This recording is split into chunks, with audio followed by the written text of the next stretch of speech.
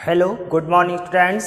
आज हम क्लास 10 में बायोलॉजी में क्रम से कर रहे हैं टॉपिक। तो उसमें अगला टॉपिक है हमारा निषेचन, फर्टिलाइजेशन, यानी पादपों में या पुष्पी पादपों में निषेचन। तो आइए देखते हैं क्या होता है निषेचन। सबसे पहली लाइन, बीजांड के भ्रूण कोश में प्रवेश करने के बाद पराग नलिका का शीर्ष गल जाता है। यानी जब पराग नलिका बीजांड में प्रवेश करती है या बीजांड के भ्रूण कोश में प्रवेश करती है तो उसका शीर्ष गल जाता है और उसका केंद्रक भी लुप्त हो जाता है। यानी पराग नलिका का जो केंद्रक है वो भी गायब हो जाता है और दोनों नर युग्मक जो है मुक्त हो जाते हैं। जब पराग नलिका का केंद्रक गायब हो जाता है तब दोनों नर युग्मक जो है भ्रूण कोश के जीव द्रव्य में स्वतंत्र हो जाते हैं, मुक्त हो जाते हैं, यानी कि वो निषेचन की क्रिया करने के लिए तैयार हो जाते हैं। उसके बाद क्या होता है कि उन्हीं में से जो है पादपों में से वह एक नर युग्मक, यानी इन्हीं दोनों नर युग्मों में से एक नर युग्मक क्या करता है, अंड कोशिका से उसके केंद्रक के साथ संलयित हो जाता है। यानी दोनों नर युग्मकों में से एक नर युग्मक जो है अंड कोशिका के साथ मिलता है, नर युग्मक मादा युग्मक के साथ मिलता है, मिलकर के जो है एक द्विगुणित युग्मनज का निर्माण करता है, जाइगोट का निर्माण करता है।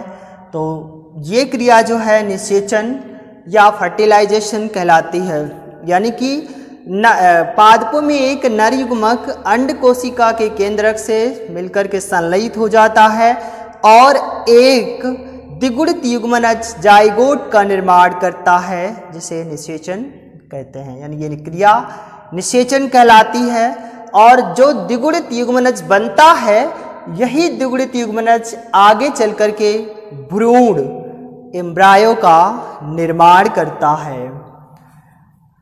उसमें से एक तो निषेचन की क्रिया में भाग ले लेता है, दूसरा नर युग्मक, यानी जो क्योंकि दो स्वतंत्र हो रहे थे, दो मुक्त हो रहे थे, तो उनमें से एक जो दूसरा नर युग्मक है वो द्वितीय केंद्रक के साथ मिलकर के त्रिगुणित भ्रूण कोश केंद्रक का निर्माण करता है। यानी दूसरा वाला नर युग्मक द्वितीय केंद्रक के साथ मिलता है और मिलकर के त्रिगुणित भ्रूण कोश केंद्रक का निर्माण करता है। यह क्रिया त्रिक संलयन कहलाती है, क्योंकि त्रिगुणित भ्रूण कोश बनाता है, केंद्रक का निर्माण करता है। एक तो नर युग्मक हो गया और दूसरा द्वितीय केंद्रक, यानी तीन मिलकर के त्रिगुणित संलयित होते हैं, इसलिए त्रिक संलयन कहलाता है। इस प्रकार दोनों युग्मक जो है निषेचन प्रक्रिया में भाग लेते हैं, अर्थात निषेचन दो बार होता है। क्योंकि पहली बार निषेचन क्रिया में एक नर युग्मक भाग ले रहा था और जो दूसरा नर युग्मक बचता है वो द्वितीय केंद्रक के साथ मिलकर के त्रिगुणित केंद्रक का निर्माण करता है, त्रिगुणित भ्रूण कोश केंद्रक का निर्माण करता है। तो इस प्रकार से दोनों युग्मक जो है निषेचन की प्रक्रिया में भाग लेते हैं। दोनों युग्मक निषेचन की क्रिया में भाग ले लेते हैं और निषेचन जो है दो बार हो जाता है। तो आवृत बीजी जो पादप हैं उन आवृत बीजी पादपों में इस क्रिया को द्विनिषेचन या दोहरा निषेचन कहते हैं। आपसे पूछा जाएगा द्विनिषेचन की क्रिया किन पादपों में होती है, तो आपको जवाब देना है आवृत बीजियों में, यानी आवृत बीजी पादपों में द्विनिषेचन की क्रिया होती है।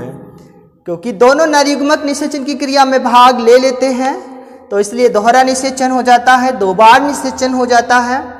तो इसे हम द्विनिषेचन या दोहरा निषेचन भी कहते हैं। इसके बाद प्राथमिक भ्रूण कोश केंद्रक बार बार विभाजित हो जाता है।